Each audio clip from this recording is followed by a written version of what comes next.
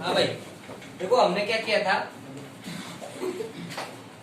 तो मसला बेटा पहला हंसला हमने पढ़ा था बायो सावर्ट लॉ, ठीक है ना। तो बायो सावर्ट लॉ में क्या था कि आप बाल खराब हो रही क्या तो उसमें क्या किया था हम लोगों ने कि धारावाही चालक तार के कारण चुंबकीय क्षेत्र तो निकाला था, लेकिन उसमें उसका छोटा सा टुकड़ा लिया था। क्लियर है ना? धारावाही चालक तार के कारण, लेकिन उसके छोटे से टुकड़े के कारण, इसके अंदर करंट है आई, तो इस छोटे से टुकड़े की लेंथ है डी। इसके कारण मैंने कोई बिंदु आर डिस्टेंस में कोई बिंदु यहाँ पर मैंने क्या निकाला था, और जिसकी वैल्यू आई थी dB इक्वल्स टू, dB क्यों लिखा है बताओ ना, छोटा एलिमेंट है तो इलेक्ट्रिक फील्ड मैग्नेटिक फील्ड की वैल्यू भी क्या आएगी, छोटी आएगी। dB जीरो से आया था mu not upon 4 pi I D L sine theta upon में पक्का ये आया था।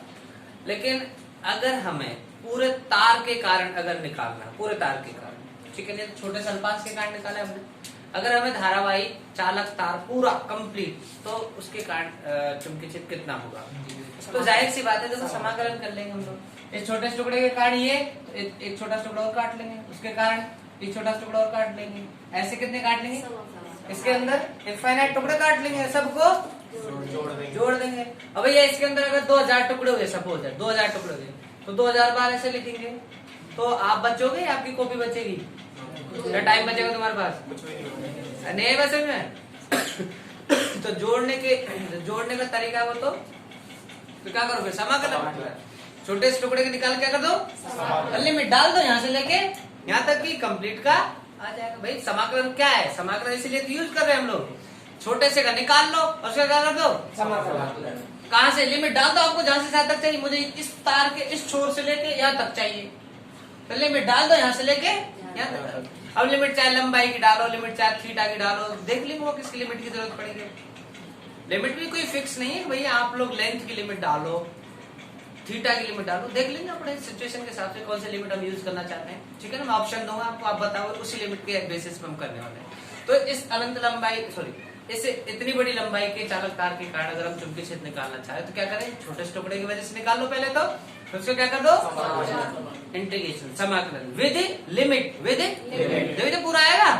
अरे इरफान भाई साहब समझ रहे हो क्या, क्लियर है ना, क्लियर है क्या, यस सर। समाकलन का उपयोग यही तो है। चलो करें कहानी शुरू, यस सर। तो पक्का समझ में आया कि सर बड़े तार के कारण निकाले, छोटे तार की वजह से निकाल लो पहले, और फिर उसका इंटीग्रेशन कर दो लिमिट के पूरे तार का आ जाएगा। क्लियर है, हाँ भाई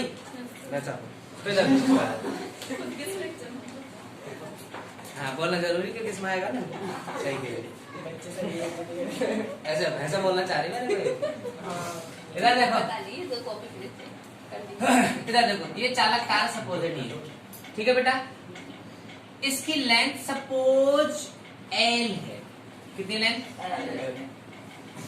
2 मीटर 5 मीटर 10 मीटर जो भी है, फिक्स है। अभी ध्यान से ऐसा बिल्कुल फिट हो जाना चाहिए, जैसे बोल्ट कसते हैं, बोल्ट को कसते जाते हैं, लास्ट में फिट हो जाता है ना, खुलने का नाम नहीं, ऐसे फिट हो जाना चाहिए। और ये वीडियो इसलिए बना रहे ताकि इसको बाद में आप लोग देख सको ना, सुकून से देख लेना, अगर कहीं पर दिक्कत भूल जाए तो क्या करो, इसके कारण अब मैं क्या है, इसकी लंबाई बिल्कुल परपेंडिकुलर लंबाई ले रहा हूँ, इससे तार से बिल्कुल सीधी लंबाई देख सकते हैं ना, बना दिए क्या भाई, एंगल 90 डिग्री बन जाएगा, और क्या होगा, क्लियर है क्या। लेकिन देखो अपन कैसे करेंगे, क्योंकि सवाल में तार से लंबाई दी हुई होती है, तार से दूरी दी हुई होती है कि इस तार से 2 सेंटीमीटर दूरी पे चुंबकीय क्षेत्र ज्ञात करो, तो वो जो दूरी होती है वो परपेंडिकुलर होती है, कैसे होती है, इस परपेंडिकुलर दूरी को मैं मान लूं ए, तो पहले सबसे पहले लिखना चाह रहा हूं ए क्या है, ए है तार से बिंदु की लंबवत दूरी। भेजम डालोगे के बाद, अरे आ रहा है भेजम, नहीं आ रहा, ये जो सवाल होता है ना, जो ये सवाल होता है ना न्यूमेरिकल, उसमें क्या देता है, वो तार से लंबा दूरी देता है, तार से लंबा दूरी, ठीक है ना। और हमारे पास जो आर था ना, वो फॉर्मूले में वो लंबा दूरी थी, क्या है, देखो देखो देखो, ये दूरी समझ में आ गई, ठीक है। सर आपको तो ले दे के बात ये कि यहाँ पर मैग्नेटिक फील्ड चाहिए, ये ना पूरी कहानी, बाय सावर्ट लगाओ, बाय सावर्ट पे से क्या निकालो, अल्पांश का। तो देखो यार मैं क्या करूँ, यहाँ से छोटा सा टुकड़ा काट लो, ठीक है, यहाँ पर छोटा सा टुकड़ा काट दिया, उस टुकड़े का नाम क्या है, कौन बताएगा नाम? धारा अवयव। क्या नाम है? Current element. क्या नाम है? Current element. इसके अंदर करंट फ्लो हो रहा है आई। क्या हो रहा है? छोटा सा एलिमेंट है, तो इसके कारण तो आपको निकालना था ना, तो इसको यहां से मिला दिया ऐसे। ये डिस्टेंस क्या होती थी? पक्का। और यहाँ पे ये डीएल वेक्टर ऐसे है ना, बोलो ना। और आर वेक्टर पक्का, ये आर वेक्टर है ना, ये डीएल वेक्टर है। और ये एंगल लेते थे ये थे ना। अगर मैं इसको एंगल मान लू यहाँ पर थीटा, है ना भाई, थीटा यहाँ पे लेते थे ना अपन को, किसी एंगल से मतलब, चाहे आप फाई से लिखूं मैं, चाहे उसको जाई से लिखूं, चाहे मैं किसी से भी लिखूं, मेरी बात समझ में? आपको तो ये एंगल चाहिए ना, ये वाला।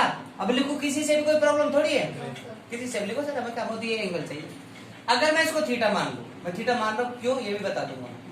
थीटा मैं इसको मान लूं तो बेटा ये ट्राइंगल बन गया, इसका नाम दे दो ओ पी, और इसका नाम दे दो इस पॉइंट का ए सपोजिट। तो ट्राइंगल बन गया ओ पी ए। समकोण त्रिभुज 90 डिग्री एंगल, बोलो पक्का ना? तो बेटा ये 90 डिग्री का कौन हुआ, नहीं हुआ? बहन जी 90 डिग्री कौन हुआ? ये कितने हो गया? तो अब ये कितना का बच गया? 90 माइनस। सर नहीं आया, बताओ। मैं 1 मिनट के लिए इसको मान लो x, क्या मान लो? और त्रिभुज के तीनों कोण हो गए x प्लस थीटा प्लस 90 बराबर कितना? 90 उधर जाएगा तो 180 में से 90 कम कितना हुआ? इधर क्या चल रहा है? x प्लस थीटा, मुझे तो x चाहिए ना, थीटा उधर जाके थीटा उधर जाके x की वैल्यू कितनी आई? 90 माइनस। वही तो मैं कह रहा था कि ये x कितना, ये थीटा कितना जाएगा? 90 माइनस। क्या दिक्कत है? कोई प्रॉब्लम है? नहीं है, कोई प्रॉब्लम नहीं है। क्लियर है? अच्छा देखो ध्यान से सुनो। अगर मैं बेटा पूरे तार को कवर करना चाहूं, वो इधर देख लो भाई, पूरे तार को अगर मैं कवर करना चाहूं तो कैसे हो सकता है? देखो अगर मैं इसको ऐसे मिला दूं, यहां से इस एंड को यहां से मिला दूं, एंड मतलब इसका तार का छोर किनारा, और ये एंगल बना देता हूं सपोज दैट φ2। क्या बना देता हूं? φ2। और इस एंड को मिला दूं ऐसे ऐसे, और ये वाला एंगल मान लेता हूं, ये वाला दिख रहा है पूरा φ1। क्या मान लेता हूं? तो क्या अगर मैं यहां से चलूं, लुक एट हियर, अगर मैं यहां से चलूं तो ये है ना, ये रेखा, इस रेखा से ऊपर φ2 तक ये पूरी लेंथ कवर हो गई क्या? लेंथ कवर हो गई क्या? और ये φ1 है ना, ये पूरा ये वाला लाइन बना दी, इसके साथ में ये वाला लाइन, तो नीचे की तरफ चलेंगे, पूरी लेंथ कवर हो गई क्या? तो φ1 से φ2 तक अगर मैं चलूं तो पूरी लेंथ कवर है। आगे लिमिट भाई, हमें लिमिट भी तो चाहिए थी ना। इसके कारण चुंबकीय क्षेत्र निकालूंगा, लेकिन पूरे के कारण के लिए हमें लिमिट चाहिए थी। पूरे तार के कारण चुंबकीय क्षेत्र निकालने के लिए हमें क्या चाहिए थी? छोटे से की वजह से निकाल लिया। अब बड़े के लिए चाहिए लिमिट, पूरा कवर करना है हमें, तो मैंने थीटा की लिमिट ले ली। देखो थीटा की वैल्यू कहां से कहां तक बढ़ाओ? थीटा की वैल्यू θ2 से ऊपर वाला हिस्सा कवर हो गया, सॉरी φ2 से ऊपर वाला हिस्सा कवर हो गया, और φ1 से आ तो गया पूरा तार। क्लियर है? Yes sir. काई की लिमिट ले ली हमने? थीटा। अब लंबाई की लिमिट नहीं ली हमने, हमारे पास ऑप्शन है कि हम लंबाई से कर सकते हैं, लेकिन हम थीटा से कर रहे हैं। किसे कर रहे हैं? ठीक है, क्योंकि थीटा ज्यादा इंपॉर्टेंट है। क्लियर है? बोलो ना। कौन नाम है? जैसे थीटा नाम ही दिया तुमने कौन का, ऐसे नाम क्या दिया हमने? भाई। ठीक है? अरे नहीं रे यार, मैंने नहीं बताया कि मोइन अकेले थोड़ी तू भाई, दुनिया में नाम कम है और बच्चे तो एक, बहुत सारे बच्चों के एक जैसे नाम नहीं हो सकते क्या? तो फाई को जब मैं फ्लक्स से लिखता था क्या, फाई को मैं एंगल को नहीं लिख सकता फाई से? अब हमें होश तो है ना कि फाई हमने एंगल को लिया है, फाई किसको लिया है? ये कोई आउट ऑफ कॉन्टेक्ट बात है, कोई बात है? अभी सुन, गॉसियन की बात नहीं हो रही है। गॉसियन कौन सी बात हो रही है? ये यहाँ से यहाँ पे गॉसियन की कहाँ बात हो रही है? ये अपने मिलाई ना। हाँ, अपन को पूरा तार कवर करना है। अच्छा, इसलिए पूरा तार कैसे कवर होगा? थीटा बराबर ये कितना है? थीटा बराबर सपोज ये है थीटा इतना सा, थीटा बराबर सपोज 60 डिग्री, सपोज ये वाला, तो 60 डिग्री में इतना सही तार कवर हुआ है। अब अगर 60 की जगह इतना ले लो तो ये पूरा तार कवर हो जाएगा, और ऊपर इतना ले लो तो ऊपर का पूरा तार कवर हो जाएगा। अपन को पूरा तार कवर करना है ना, अच्छे से। ठीक है क्या? ठीक है, तो यहाँ पर इस डीएल के कारण पहले चुंबकीय क्षेत्र निकाल। अच्छा एक बात, दूसरी बात क्या सुनो बेटा, जो कोण है वो दो टाइप के होते हैं, एक तो धनात्मक कोण और एक ऋणात्मक कोण। अगर आप लोग वैसे तो अमूमन इस वाले कोण को, एंटी क्लॉकवाइज कोण को प्लस का लेते हैं, और क्लॉकवाइज कोण को या तो इस रेखा से ऊपर वाला प्लस का, तो फिर नीचे वाला। यहाँ पे भी कुछ ऐसा हो रहा है, एक ऊपर जा रहा है एक नीचे जा रहा है, तो एक तो या तो ऊपर वाले को प्लस मान लो, या तो मैं नीचे वाले को मान लेता हूँ माइनस, और ऊपर वाले को मान लेता हूँ प्लस। एक बार हम ऊपर तरफ गए तो उसको प्लस मान लो, तो फिर इसको क्या मान लो, या इसको माइनस मान लो, इसको कोई मना दी, दोनों से आंसर एक जैसा आएगा।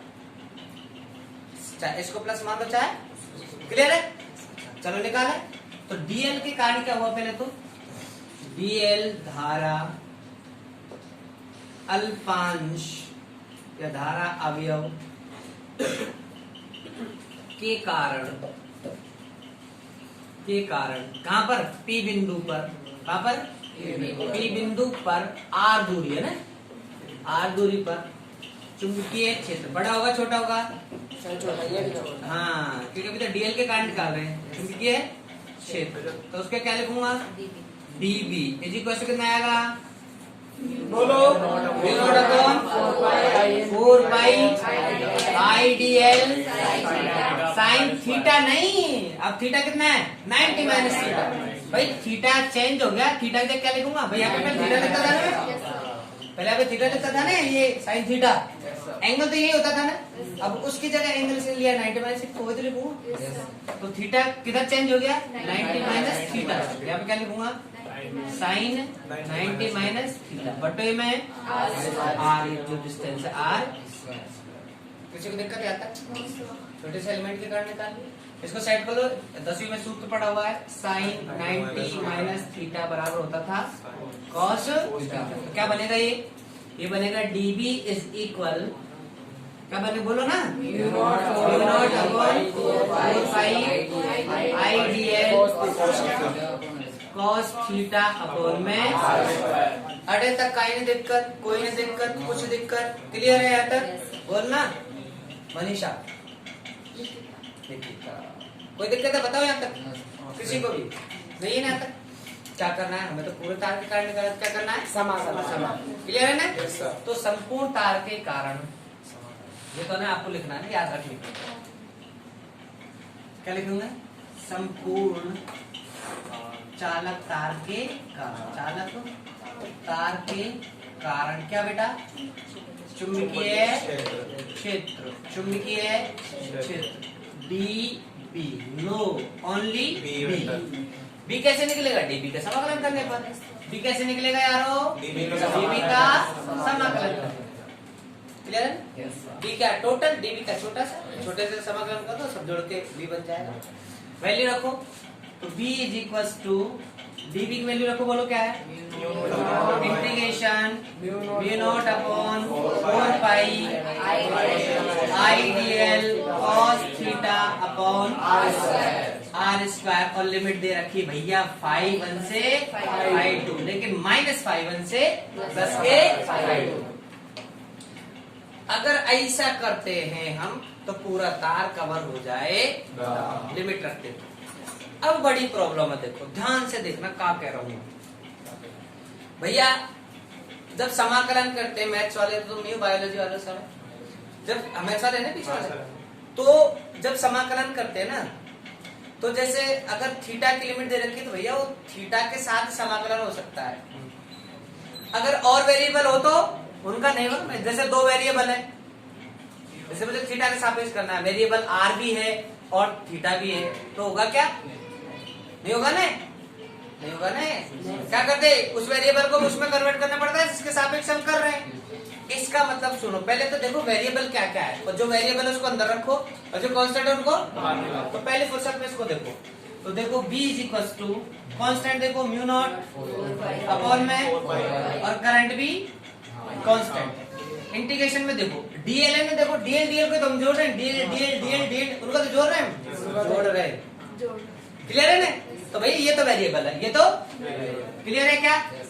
अपॉन में कॉस थीटा, थीटा के रेस्पेक्ट में करना चाह रहे हैं तो कॉस थीटा भी क्या है, क्लियर है ना? अरे थीटा की वैल्यू वेरी कर रही नहीं कर रही तो कर रही है थीटा की वैल्यू, थीटा की वैल्यू यहाँ पर क्या हो गई 5 यहाँ पे क्या हो गई कर रही ना वेरी, तो वेरिएबल है। और कौन है आर, देखो आर भी वेरिएबल है, देखो बेटा अगर छोटा टुकड़ा ये होता ना तो आर ये होती, छोटा टुकड़ा ये होता है तो आर ये होती, छोटा टुकड़ा ये है तो आर ये है, छोटा टुकड़ा ये तो आर ये, छोटा टुकड़ा ये तो आर ये, भाई आर वेरी हो रही है ना, बोलो ना नहीं हो रही क्या? अगर छोटा टुकड़ा ये होता तो आर इतनी बड़ी होती, छोटा टुकड़ा ये होता तो आर इतनी सी होती, ये होता तो आर ये होती, ये होता तो आर ये होती, क्लियर है ना? मतलब आर भी नखरे दिखा रही है, कौन दिखा रही है नखरे? नखरे दिखाने वाले हो गए 3, कितने?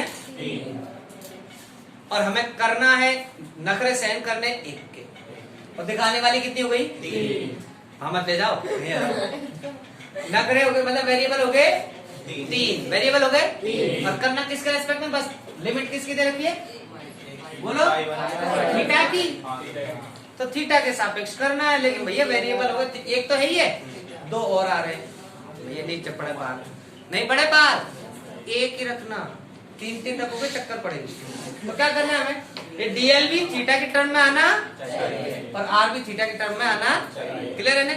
अब हम डीएल को भी थीटा की टर्म में चेंज करने वाले पहले, फिर आर को भी, फिर वैल्यू वापस रखेंगे, फिर समाकलन करेंगे। मेरी बात समझ में आई है क्या? क्या करना है, वेरिएबल एक ही होना, क्योंकि हम थीटा के रेस्पेक्ट में अगर समाकलन करना चाह रहे हैं तो थीटा की ही टर्म होनी चाहिए, बाकी सारी चीज कांस्टेंट होनी। लेकिन अभी डीएल भी आर भी और थीटा 3 वेरिएबल हो रहे हैं, तो मैंने थीटा को रखना है, थीटा की टर्म्स को रखना है, बाकी डीएल को भी थीटा की टर्म्स में, आर को भी मैं कन्वर्ट, एक पहला काम, उसके बाद अपन समाकलन करेंगे। क्लियर है क्या? हाँ भाई, वो भाई साहब पीछे वाले दिख रहा हूँ मैं, क्या बोल रहा हूँ? गणित वाले हो ना तुम तो आपको तो पता होना चाहिए ना कि क्या वेरिएबल एक ही होना, अगर 2 वेरिएबल है भैया उसको चेंज करो पहले, क्लियर है? चलो इतना उतारो, फिर अपन जब तक इसको रोक दे 2 मिनट के लिए, इतना उतारो, क्योंकि जगह नहीं है ना।